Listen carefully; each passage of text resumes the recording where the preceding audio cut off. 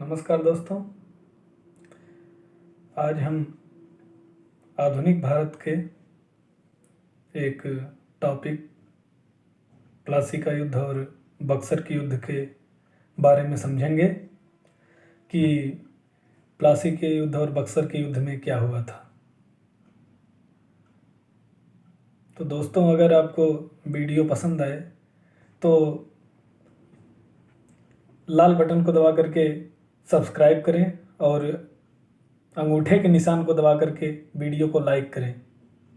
और हाँ, अपने दोस्तों के साथ इसको सब्सक्राइब करना भी ना भूलें। तो आइए हम समझते हैं कि प्लासी के युद्ध और बक्सर के युद्ध में क्या हुआ था। इससे पहले कि कुछ बात को समझ लेते हैं तो सन 1740 ईस्वी में अलीवर्दी खां जो था बंगाल का नवाब बना और वो सन 1756 ईस्वी तक बंगाल का नवाब था। उसके बाद उसकी मृत्यु हो गई और उसकी मृत्यु के बाद उसकी पुत्री का पुत्र, उसकी केवल 3 पुत्रियां थी, कोई पुत्र नहीं था। तो उसकी एक पुत्री का पुत्र सिराजुद्दौला जो था वो बंगाल का नवाब बना। सिराजुद्दौला के बंगाल के नवाब बनने के बाद उसकी मौसी जो थी घसीटी बेगम और पूर्णिया का नवाब शौकत जंग उससे सिराजुद्दौला से जलन करने लगे। और इसी सिराजुद्दौला के काल में 20 जून 1756 ईस्वी को एक ब्लैक होल नामक घटना घटती है।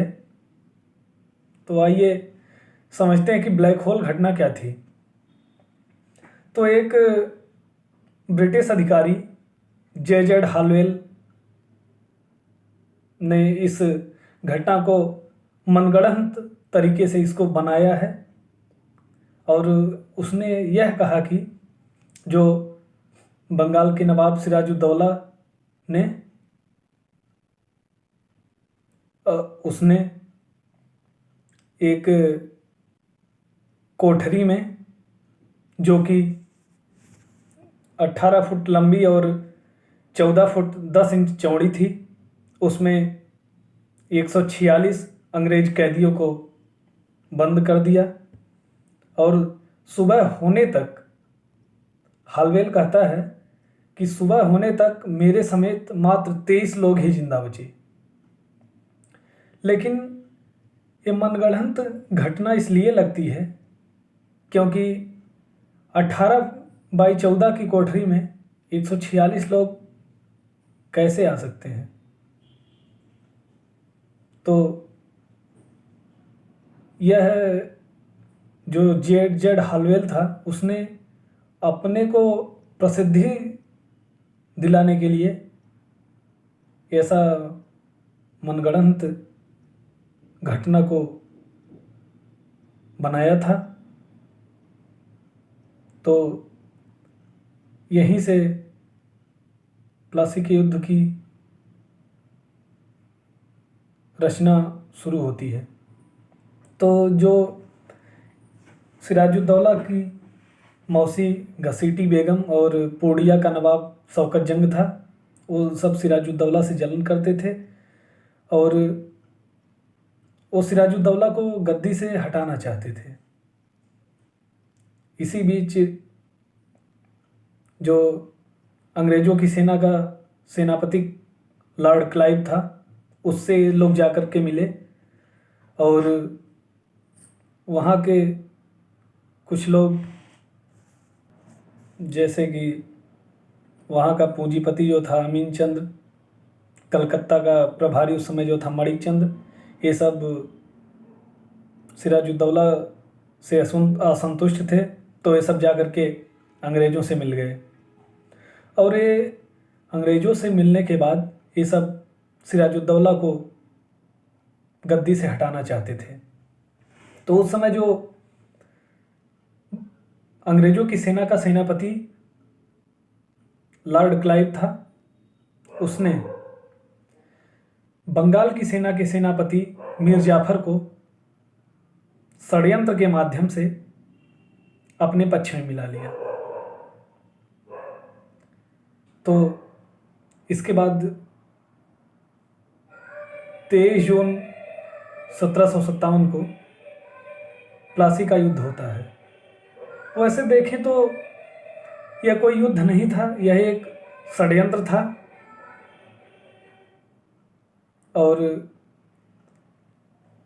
यह जो प्लासी है यह बंगाल के नादिया जिले में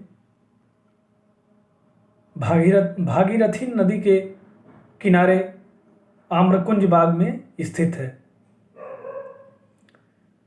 तो जब 23 जून 1757 के दिन सिराजुद्दौला अपनी सेना को लेकर के उस आम्रकुंज में पहुंचता है, तो पहुंचने के बाद जो उसकी सेना का सेनापति था मीर जाफर, वह अंग्रेजों से जाकर के मिल जाता है। इसके बाद जब किसी सेना का सेनापति ही उस दूसरे पक्ष में चला जाता है तो अधिकतर सेनाएं भी चली गईं। इसमें सिराजुद्दौला के जो वफादार सैनिक थे जैसे कि मीर मदान, मोहनलाल, उनको वीरगति भी प्राप्त हुई और सिराजुद्दौला भी भाग करके मुर्शिदाबाद चला गया, जहाँ पर मीर जाफर के पुत्र ने, जिसका नाम मीरन था, उसने सिराजुद्दौला की हत्या कर दी। और इसके बाद अंग्रेज़ों ने मीर जाफर को बंगाल का नवाब बना दिया। नवाब बनने के बाद मीर जाफर ने विभिन्न प्रकार से अंग्रेज़ों को उपहार स्वरूप धन भेंट में दिया, लेकिन जो अंग्रेज थे वो मीर जाफर से हमेशा धन की मांग करते थे, जिससे मीर जाफर तंग आ चुका था। और मीर जाफर ने मीर जाफर जो था वो डचों से मिल करके अंग्रेज़ों के खिलाफ षड्यंत्र रचने लगा। और इस बात का पता अंग्रेज़ों को चल गया। तो जो अंग्रेज़ों ने जब इस बात का पता चल गया, उसके बाद 1759 ईस्वी में डचों से युद्ध किया, जिस युद्ध को हम बेदरा के युद्ध के नाम से जानते हैं। और उस युद्ध में डचों को पराजित कर दिया। और इसके बाद मीर कासिम को बंगाल का नवाब बना दिया। इसके बाद 1760 से 1763 ईस्वी तक मीर कासिम बंगाल का नवाब था। मीर कासिम नवाब बनने के बाद अंग्रेज़ों को बर्धमान, मिदनापुर, चटगांव, वहाँ की ज़मींदारी दी और वो भी अंग्रेज़ों को विभिन्न प्रकार से धन को भेंट किया। जो इसके बाद मीर कासिम ने अपनी सेना को प्रशिक्षित करने लगा और वह जो अंग्रेज थे निःशुल्क व्यापार करते थे, उसको रोकने के लिए मीर कासिम ने राज्य में चुंगी लगा दिया। और चुंगी लगाने से वहाँ पर अंग्रेज़ों को हानि होने लगी। तब अंग्रेज़ों ने मीर कासिम को गद्दी से हटा दिया और उसके बाद फिर उसने मीर जाफर को 1763 से 1765 ईस्वी तक गद्दी पर बैठा दिया। तो इसके बाद जो मीर कासिम था वह चला गया अवध के नवाब के शुजाउद्दौला के पास। और अवध के नवाब शुजाउद्दौला, मुग़ल बादशाह शाह आलम द्वितीय तथा ये जो बंगाल का भगोड़ा नवाब था, मतलब मीर कासिम भाग के गया था, और यह भगोड़ा नवाब या आपदस्थ नवाब था मीर कासिम, तीनों ने मिल करके अंग्रेज़ों के विरुद्ध एक षड्यंत्र बनाया, जिसके उपरांत 22 अक्टूबर 1764 को अंग्रेज़ों और इन तीनों, मतलब मुग़ल बादशाह शाह आलम द्वितीय, बंगाल के भगोड़ा नवाब मीर कासिम और अवध के नवाब शुजाउद्दौला के बीच बक्सर का युद्ध होता है। और इस युद्ध में जो अंग्रेजी सेना का नेतृत्व कर रहा था उसका नाम था हेक्टर मुनरो। इसके बाद युद्ध होने के बाद अंग्रेजी सेना की जीत होती है तथा इन लोगों से अलग अलग शर्तों के माध्यम से 2 इलाहाबाद की संधियां की जाती है।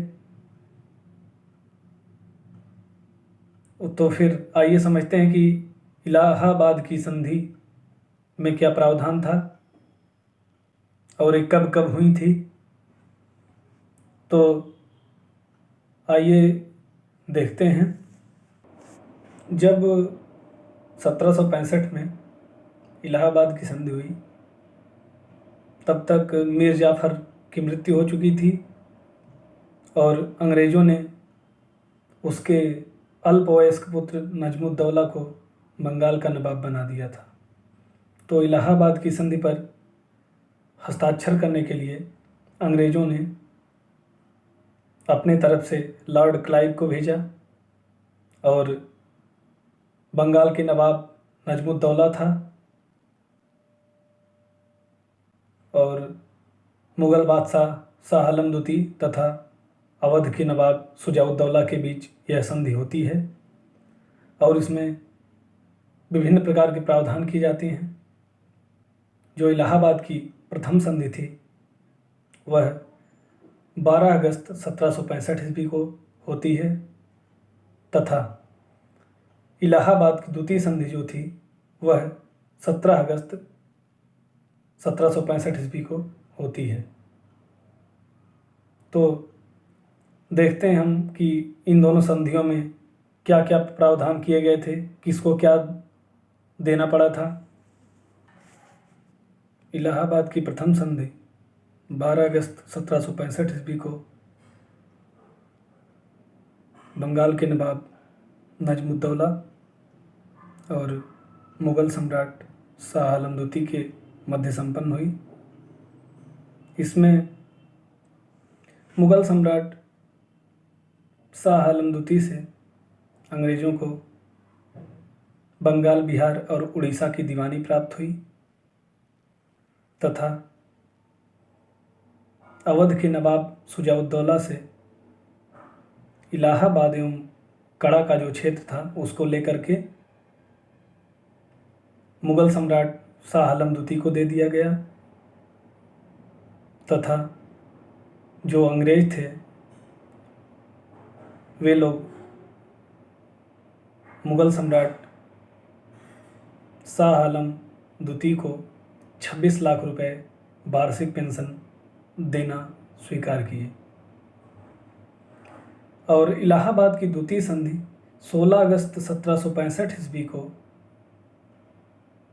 अंग्रेजी सेना की तरफ से नेतृत्व कर रहे लॉर्ड क्लाइव और अवध के नवाब शुजाउद्दौला के बीच हुई थी।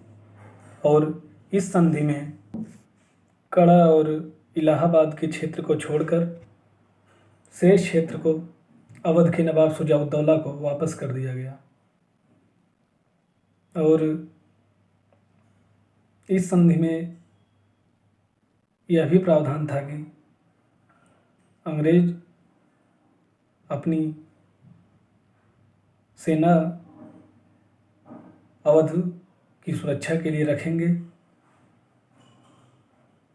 जिसका खर्च अवध के नवाब को देना पड़ेगा। और यहाँ एक और प्रावधान था जो यह था कि यहाँ पर अवध के नवाब को अंग्रेज़ों को करमुक्त की छूट दे दी गई। वो यहाँ पर व्यापार कर सकते थे। तो यह इलाहाबाद के द्वितीय संधि का प्रावधान था। तो फिर आज के लिए इतना ही, फिर मिलेंगे अगली वीडियो में। वीडियो देखने के लिए आप लोगों का बहुत बहुत धन्यवाद। चैनल को लाइक, शेयर और सब्सक्राइब करें। अधिक से अधिक लोगों तक इसको फैलाएं। धन्यवाद।